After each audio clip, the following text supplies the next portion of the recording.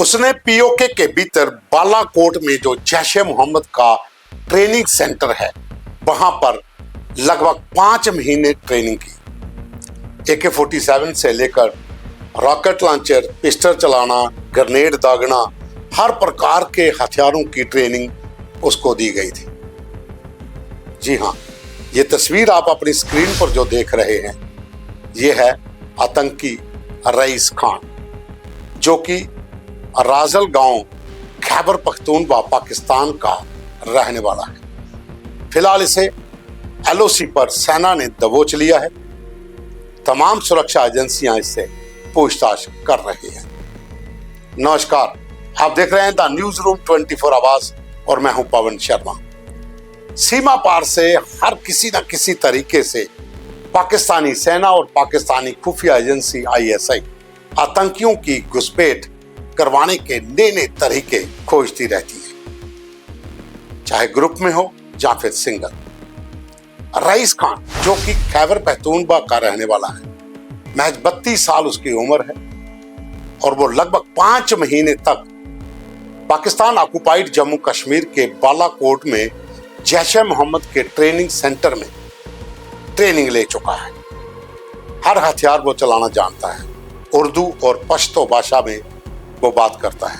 महज 8वीं पास है, लेकिन उसकी तस्वीर आपने जो भी देखी है, आप उसे गौर से देखिए तो ये लगेगा कि ये एक ट्रेन्ड टेररिस्ट है, जिसे किसी साजिश के तहत, एक प्लान के तहत बॉर्डर पार करवाने की पूरी कोशिश की गई। रईस खान कोटली पाकिस्तान में आता है, 10-15 दिन मजदूरी करता है और उसके बाद एक मोटरसाइकिल किराए पर लेकर वो निक्याल सेक्टर जो LOC से सटा हुआ है उसके जंगलों तक पहुंचता है। ये सब उसने एजेंसियों की पूछताछ में खुलासा किया है, जो सूत्रों से हमें जानकारी मिली है। वो निक्याल पहुंचता है। निक्याल पहुंचने के बाद वो LOC के पास लगभग 25 और 26 तारीख को वहां पर रैकी करता है कि किस इलाके से LOC को पार किया जाए। उसके पास प्लास, कटर, इलेक्ट्रॉनिक टेस्टर, दवाइयां, खजूर, मिठाइयां और बहुत सा सामान था।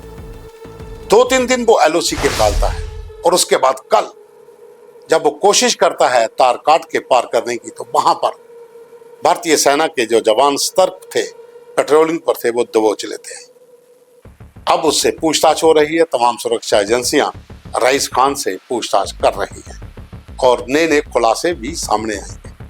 दरअसल पाकिस्तान के भीतर जितने भी ट्रेनिंग सेंटर हैं जहां पर आतंकियों को जिहाद का पाठ पढ़ाया जाता है, वहां पर हर तरीके की ट्रेनिंग के साथ साथ हर व्यक्ति के दिमाग को देखते हुए उससे तरह तरह के प्लान जो हैं वो समझाए जाते हैं। जो गाइड होते हैं, जो रैकी करते हैं, उनको ये काम सौंपा जाता है कि किसी न किसी तरीके से उन ट्रेडिशनल रूट से आतंकियों को भारत में धकेला जाए, खास करके जम्मू कश्मीर में, क्योंकि पलावाला से लेकर पुंछ, उसके बाद कश्मीर, तमाम जो LOC का इलाका है, वहां पर बहुत से ऐसे इलाके हैं, पहाड़ हैं, घने जंगल हैं, नदी नाले हैं, यहाँ से घुसपैठ की आशंका रहती है। और इस समय जब हल्की बरसात है, कई बार धुंध भी पड़ी होती है और वहां पर खास करके सुबह का जो समय होता है 7-8-9 बजे के करीब, उस समय ज्यादा धुंध हो जाती है,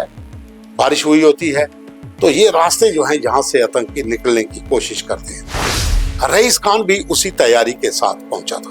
हालांकि खबर यह भी आ रही है कि रईस खान ने, जो सुरक्षा एजेंसियां हैं उनके सामने एक बात रखी है कि वह पाकिस्तान के भीतर अपने जिले में जो पाकिस्तानी फौज है, जिस तरीके से वो बलोचों पर तशद्दुद कर रही है, उसका बदला लेना चाहता था।